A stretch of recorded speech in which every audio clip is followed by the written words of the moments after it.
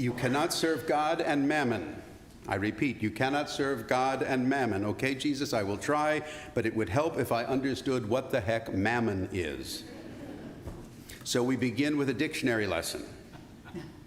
At the end of this gospel reading, Jesus says you cannot serve God and mammon, but to get a clue what he means, let's look a little earlier in the reading. In the translation that we use at Mass, Jesus says, make for yourselves friends with dishonest wealth.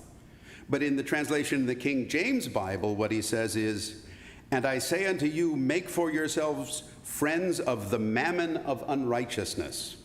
Slightly different ring to that, I think. So mammon is unrighteous. It's dishonest.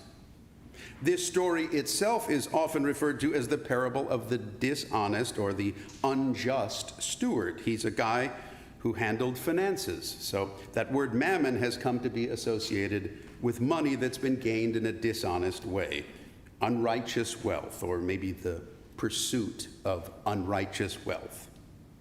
Now, scholars debate exactly where the word mammon comes from, but it's used both here in Luke's gospel and in Matthew's, and some even think it may be close to the Aramaic word that Jesus himself would have used when he told this story. Now, I'm not going to run through all the Aramaic and Greek and Latin and Hebrew words from which mammon may have come, though you probably would be entertained by my pronunciation of those words. But the thought is that mammon, as Jesus used it, comes from a contraction of a couple of Hebrew words connecting from and accumulation, as in accumulating wealth or money. So that's our etymology lesson for today.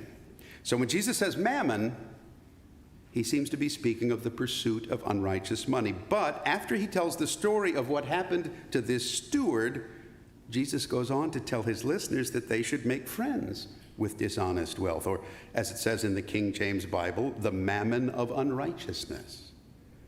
I must say, I'm a little confused. So for another clue, I go back to what the steward actually did for a living. Now keep in mind, in Jesus' day, usury was a big sin. Usury, the charging of interest. It was not allowed. So perhaps this steward is another of the outcasts that Jesus so loves to talk about and hang out with, because it was his job to violate this rule against charging interest. Now, some have pointed out that in first century Palestine, the employer in the story would not actually have paid this steward a wage. This steward would have made a living by adding interest and fees to what people owed the master. Usury, a sin. But here's Jesus telling his followers that this guy is somehow praiseworthy. So let's run back through the action one more time. The steward seems to get caught doing something a little shady, and then knowing he'll be fired, he does some favors for some people who owe his boss money because he wants them to owe him, so that when he does lose his job, some of those folks might give him a place to land. And after he does these things, Jesus and the dishonest steward's boss praise him for those actions. This all-loving, self-emptying presence of God among us, this Jesus comes to the conclusion that we should give props to this shady character. So what's that about?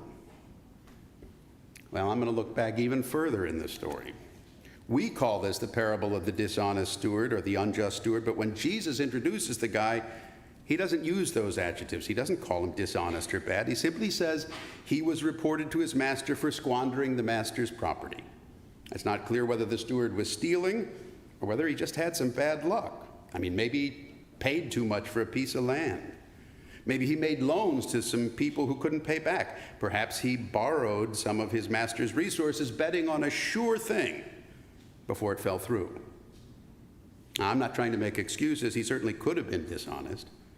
But maybe he was doing business the way that every steward for a rich guy did business. Now, if everybody does it, that doesn't make it okay, but it does provide maybe a little context. A modern comparison. Let's go to an automobile showroom, shall we? Now, everybody in there knows the car doesn't really cost what the sticker in the window says. How much I pay for a car depends on things like the salesperson's commission and how much demand there is for the model I want and the percentage of the sale price that the dealership carves out for itself. And in these post-COVID days, it depends on supply chain issues, things like that. The sticker is a very rough estimate. That's just how it's done. Now, I don't have any personal experience to back this up, but I've been told that if you offer to pay less for the car than the price on the sticker, sometimes you actually get the car for your price. I mean, the salesperson maybe takes a smaller commission, or the dealership takes a hit. As I say, I don't really know. I've never had this experience. I'm usually the guy in the showroom who's saying, "I'll pay you more, just please let me leave." But friends tell me that sometimes it's possible to get a deal. Now, this steward was involved in some wheeling and dealing. It was his job to manage the master's property. And if he wanted to get paid himself, he sort of had to do some creative accounting. In the gospel story, when those creative techniques catch up with him, the steward starts renegotiating with the folks in debt to his master. And that's where this story, to me, gets really weird, because instead of trying to set himself up with extra money, when he meets his master's debtors, he reduces their debts. He tells them to pay less. When that first client comes in and says he owes 100 measures of olive oil, and the steward says to write on the promissory note 50 instead, he isn't just trying to stick it to the master. I mean, it's not like he worked for Stan Kroenke and felt justified in cutting the boss's profits. No. Remember, the steward didn't get a salary. What he's doing when he lowers the prices for these debtors is eliminating the portion of the repayment that would have gone to him. He isn't stealing. He's actually giving up everything that would have been paid to him. He's sacrificing everything, and Jesus praises him for that. Now, remember a couple of Sundays back when Jesus told that story of the man who needed to consider the cost of building a tower before starting that project, or the king who had to decide whether to fight against another king in war because the other king had a larger army? Jesus was relating those situations to assessing the costs of discipleship, costs that he advised all of us to consider. Now, in today's very odd little story, the bill comes due. The cost for the steward is pretty much everything. He's got no choice. You know the feeling. Things have been going along pretty well for a while, but that work project deadline has gone from fast approaching to I need it yesterday. You have to be all in. Or maybe suddenly you're a student and those 3 papers and that big test that seems so far away, they're due this week. You have to be all in. You have no choice. Jesus advises his followers to be like the steward. He says, make friends with dishonest wealth, but understand that at some point it will betray you. And then, like the steward, the person with the work deadline, the student with the assignments due, we have to do what we have to do. And I think part of what Jesus is praising here is that the steward remained true to himself, to what he was. When he faced this crisis, he played within the same economic rules. He just made different choices. He chose to be all in. And I wonder how often those listening to this story, us included, make that same choice, the choice to be all in.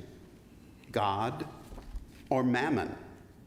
And you know, mammon doesn't only have to be dishonest wealth or money gained by collecting interest. For us, it might be any type of unhealthy attachment to something. Jesus says they all end up betraying us. This steward spent his life wanting to accumulate wealth a certain way, but when he finally was called to account, he chose to let it all go. Again, what does that mean for us? I don't know that I can say for sure, but I think one suggestion from today's gospel, as well as from the gospel readings we've heard the last few weeks, may be that Jesus wants us to avoid half measures. If you're a steward, go all the way. If you sell cars, do it right, whatever the heck that means. No matter what we do, no matter who we are, there will come a time when we've got to choose. And often it feels like we have no choice. The day will come when someone or something disappoints us, even overwhelms us. But when it all hit the fan, this steward used the skills he had to save himself. I think maybe that's what Jesus is calling all of us to do. The Trappist monk Thomas Merton wrote, "To be a saint means to be myself." The great church doctor Francis de Sales says, "Do not wish to be anything but what you are, and try to be that perfectly." I think maybe that's what the steward did. Maybe mammon is that desire inside of us that makes us want to be something we're not. Maybe richer.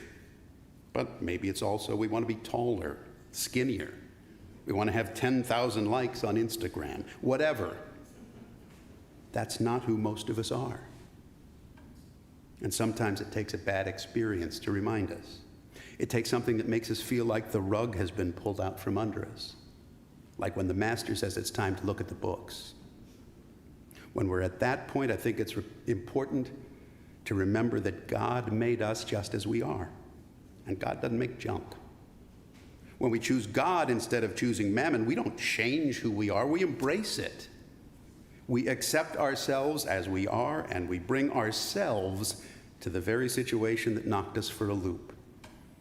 That's what this so-called dishonest steward did. That's what we're all called to do. Doesn't mean the world won't fall apart occasionally, it will. But when it does, I think we can take comfort in the fact that we are exactly who and what God made us to be. And if we give it our all and lean into that, I think we're going to be okay.